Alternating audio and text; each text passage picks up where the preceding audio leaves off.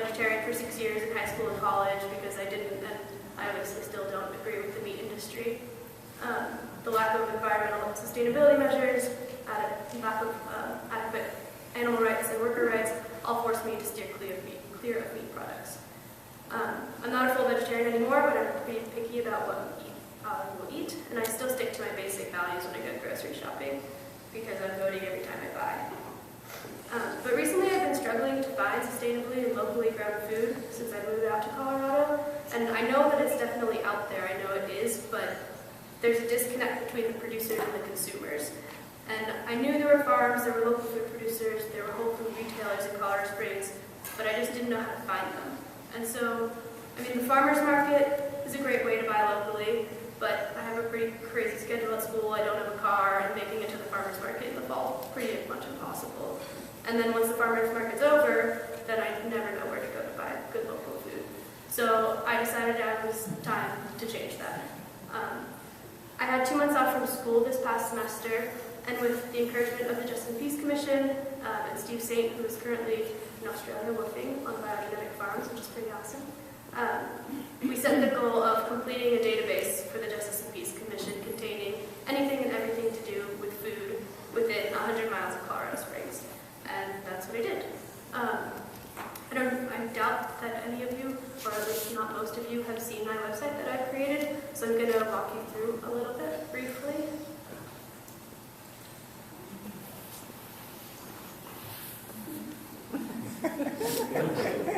Colorful.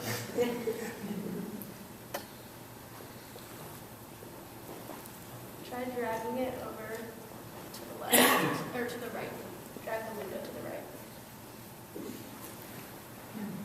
I don't know how to drag it.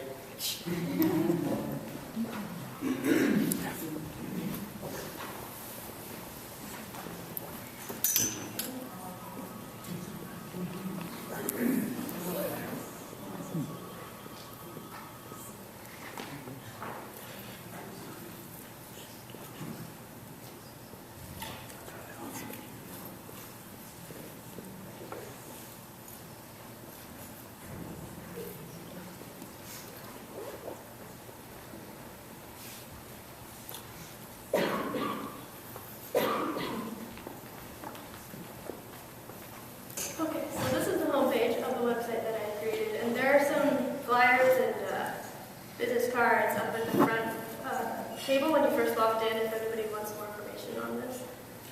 So this is the homepage, and basically when we click on the Maps tab up on top, I have created 2 separate maps, one a 50-mile radius around Colorado Springs, and then a second one, if we scroll down, that has within 50 and 100-mile radius of Colorado Springs.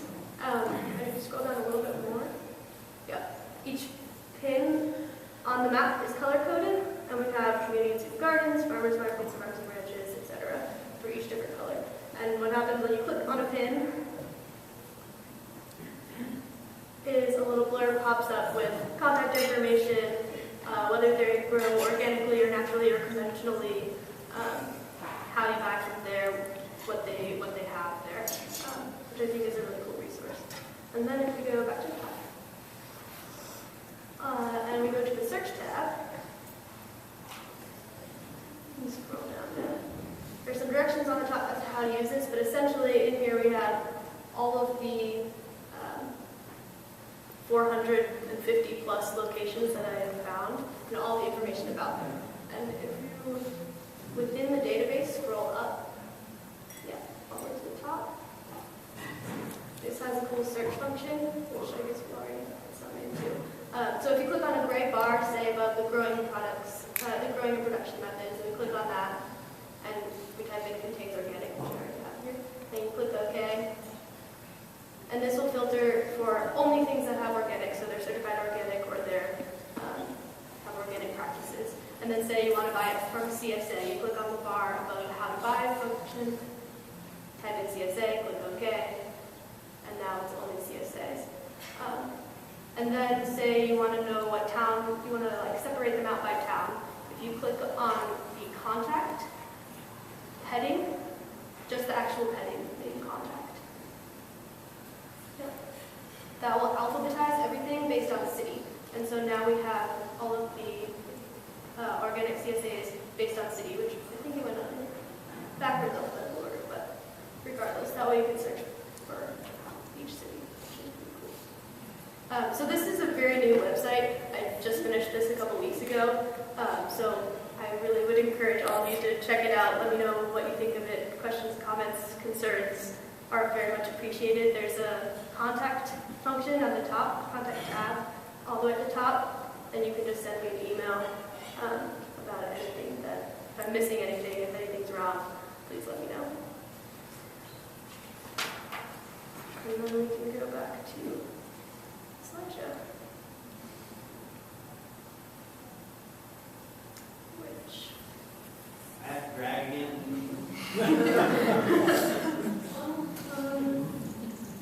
try minimizing it, the little yellow one on the top. Yep. Oh, thank you. And then it should be on your screen. It's on my screen, but I don't have to get this down. Full screen it. Just push the little slideshow button on the bottom.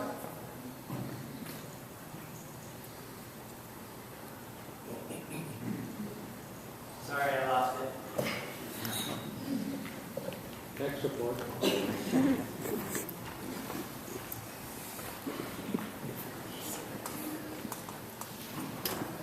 So a lot of work went into that. Yeah. 450 farms and stuff. Oh my god.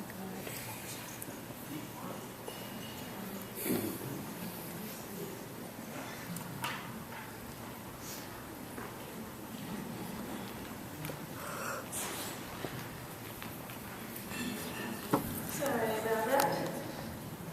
So this website, the organic movement and the local movement, and your and my decisions to source locally and sustainably are all examples of active citizenship. And these movements are coming together, these movements are people coming together as well as acting individually to change the world that we're all in. And that's what active citizenship is all about. We vote 3 times a day with our fork. We also vote with our actions, with our time, with our money, and these votes are starting to be heard. For example, 4 years ago, the Colorado College student body decided that the food being served in the dining hall was not adequate. Not only was it tasteless, but nothing was sourced locally. The meat and dairy products all came from factory farms, and nothing was even close to being organic. So the CC student body took a stand. They used active citizenship and made themselves heard, and the CC administration reacted.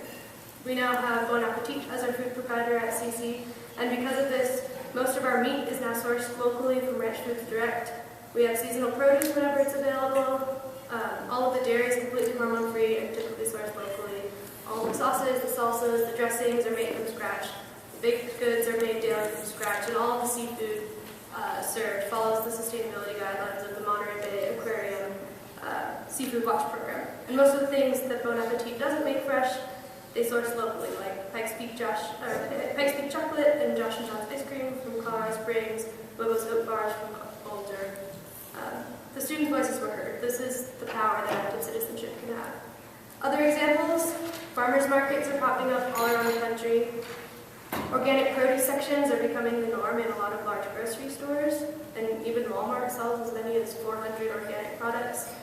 Fair trade items are more accessible than ever, and several pesticides like DBCP, which is infertility causing, used on banana plantations, as well as the neurotoxic aldicarb used on citrus and melons have been banned in the US, along with many other pesticides.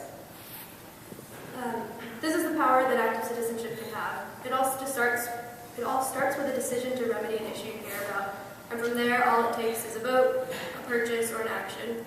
Active citizenship doesn't have to be anything too drastic, too time-consuming, too difficult. It can be as easy as shopping at a different store, or as fun as traveling the world and working on organic farms.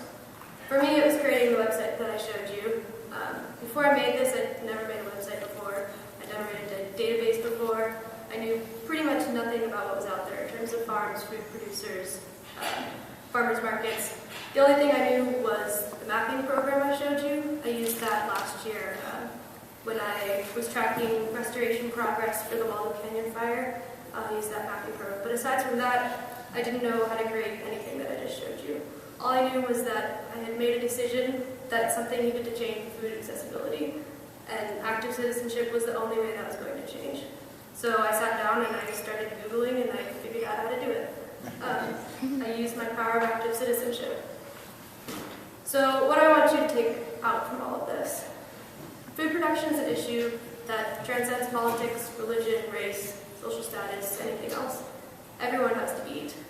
Whether you look at it from an environmental perspective, protecting the planet from pollution and climate change, an animal welfare perspective, protecting animals from maltreatment and abuse, a personal health perspective, protecting your body from chemicals and antibiotic-resistant bacteria, a public health perspective, protecting workers around the world from chemical exposure, or even just from a neighborly perspective, supporting your local businesses, supporting your neighbors, and the farmers and food producers in your own town. There's something in it for everyone, and everyone has the power to change it. So go out and use your power of active citizenship. Thanks.